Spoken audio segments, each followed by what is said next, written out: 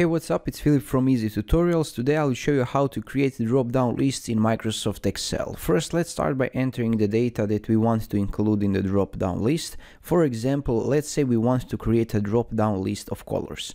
We will enter the colors red, green and blue in cells A1 to A3.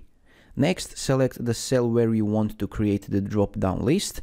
In our example, we will select cell B1.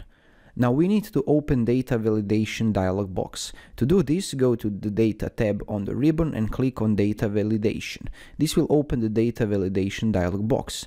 Under the Settings tab, set the Allow field to List. Then in the Source field, enter the range of cells that contain the data for the drop-down list. In our example, we will enter A1 to A3, or you can click this arrow button and select the range by hand.